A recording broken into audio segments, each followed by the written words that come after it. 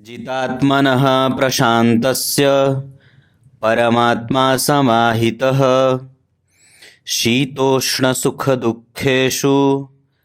तथा मानापमानयोः। प्रिय दर्शकों, नमस्कार। आज उपस्थित हूँ। ये साउंड मैं ऐसे इसलिए बना रहा हूँ क्योंकि वीडियो की जो वो फाइल थी वो मुझसे ही डिलीट हो गई थी।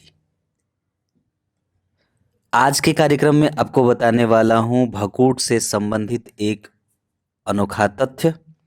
बिल्कुल बन के रहिएगा, कहीं नहीं जाना है। शुरू करते हैं आज का कार्यक्रम।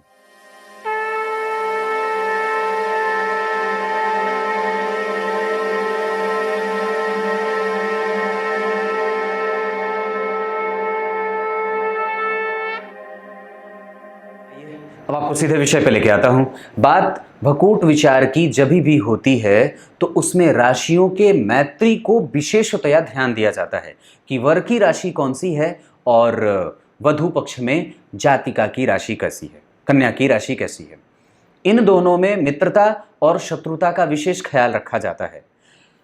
राशि के अधिपति जातक, राशि के अधिपति जातिका, इन दोनों के खास संबंध जब बनते हैं तो निसंदेह उसके ही प्रभाव से भकूट दोषों का कटना और पिटना होता है। मैंने आपसे चर्चा समसप्तकी कर रखी थी और उसमें यह बात बताई थी कि एक राशि से सातवें राशि में कौन कौन से संबंध अशुभ होते हैं और कौन कौन से संबंध शुभ होते हैं। आज चतुर्थ दशम, ये भी भकूट 6 प्रकार के भकूट होते हैं। समसप्तक, तृतीय एकादश, षडाष्टक, नवम पंचम, तृतीय एकादश और ये चतुर्थ दशम। इतने 6 प्रकार के भकूट में से मैंने चर्चा समसप्तक की कर रखी है।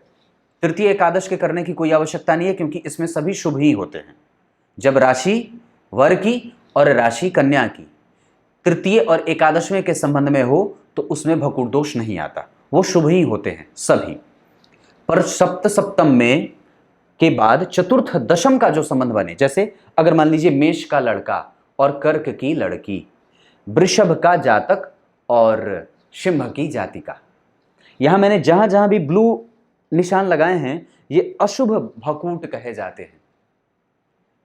इनका परिहार आपको ढूंढना पड़ेगा, पर परिहार की चर्चा तो मैं कर नहीं रहा। तो बात क्या है कि अगर जहां जहां मैंने निशान नहीं लगाए हैं ब्लू के, देखिए ब्लू जहां लिखा है वहां अशुभ लिखा है, यानी कि वृषभ राशि और सिंह राशि के जातक और जातिकाओं में विवाह अगर हो रहा होगा तो वहां पे अशुभ भकूट की स्थिति बनेगी। उसे हमें परिहार के रूप में ढूंढने की बात होगी, पर अलग से मैं परिहार का कार्यक्रम बनाऊंगा, वो इसमें समाहित करूंगा तो कंफ्यूजन बढ़ जाएगा। यानी कि मेष, मिथुन, सिंह, तुला, धनु, कुंभ, ये जो राशियां होती हैं और उनसे ठीक चौथी राशि जो होती है वो विवाह करी जा सकती है। लेकिन वृषभ, कर्क, कन्या, वृश्चिक, मकर, इनसे से जो चौथी राशि बनती है उसमें अशुभ भकूट बन जाते हैं। तो ध्यान रखने की बात होगी कि क्या उनका भकूट परिहार आप करा रहे हो या नहीं।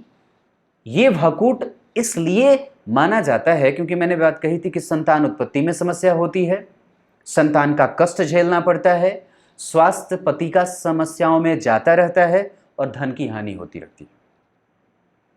इस वजह से जितने भी प्रकार के भकूट होते हैं उस सब में, उन सभी में शुभ और अशुभ प्रभाव देखने को मिलते हैं। उसमें से कुछ में अशुभ प्रभाव दिखते हैं, जैसे अशुभ यहां दिख रहा है, अशुभ यहां दिख रहा है, अशुभ यहां दिख रहा है, अशुभ यहां दिख रहा है। कैसे?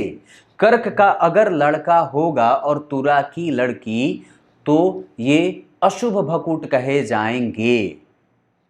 अगर मकर का लड़का है और मेष की लड़की होगी तो अशुभ भकूट कहे जाएंगे क्योंकि इनके राशियों के अधिपति की मित्रता जो है वो अनुकूल नहीं है। क्लियर बोल रहा हूं, कोई कंफ्यूजन वाली बात नहीं है। और बहुत ज्यादा जो दिमाग में लोचा रखा होगा आप लोगों ने उसको हटा देना, क्योंकि कई तरीके के कार्यक्रम है और कई तरीके को, कुछ अपने तरीके से कुछ बोल दिया, किसी ने कुछ भी बोल दिया, पर वो सब ध्यान में ना रखना।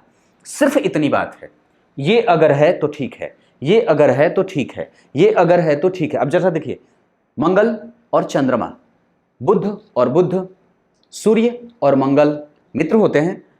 तुला यानी कि शुक्र और शनि मित्र होते हैं। यहां पे गुरु और गुरु, यहां पे कुंभ यानी कि शनि और वृषभ यानी कि शुक्र, ये मित्र होते हैं। तो ये अशुभ भकूट नहीं होंगे।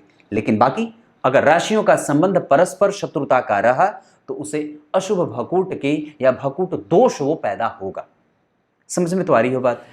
गीता जी के 6ठे अध्याय के 7वें श्लोक में भगवान ने बात कही है। क्या कही है? थोड़ी हंसी आएगी पर बड़ी अजीब है बात, पर मैं इसे बोल ही देता हूं। एक इंसान के मांगने में और एक पशु के मांगने में भेद नहीं है। अंतर स्पष्ट करता हूं।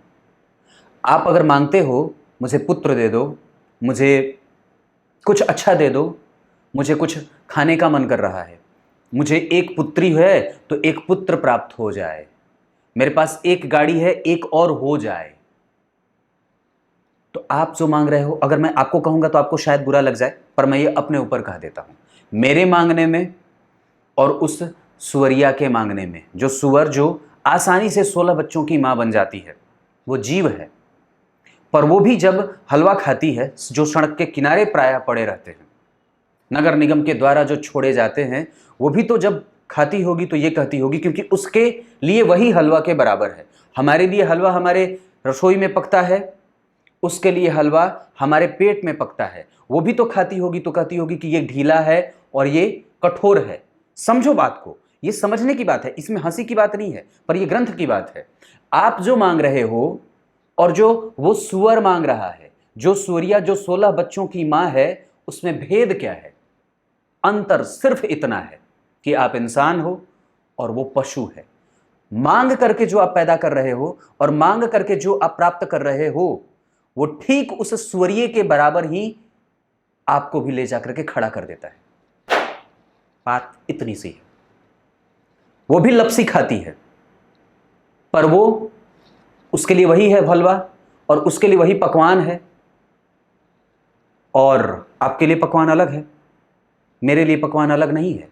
इंसानों का पकवान ठाकुर जी के भोग के बराबर होता है, पर वो सूर्य का जो पकवान होता है वो सड़क के किनारे पड़ा होता है, जो सामान्यतया बिना मांगे ही मिल जाता है, और मांगती तो वो भी नहीं है। तो फिर हम क्यों मांगे? सोचो। तब तक के लिए इजाजत दीजिए। इतनी सी बात बोलने में हम लोग हंस हंस के लोट पोट हो रहे थे, पर बड़ा कठोरता से मुझे ये बात बड़ी कठोरता से बोलने की स्थिति बनी है। बोल रहा हूं। तब तक के लिए बहुत बहुत नमस्कार।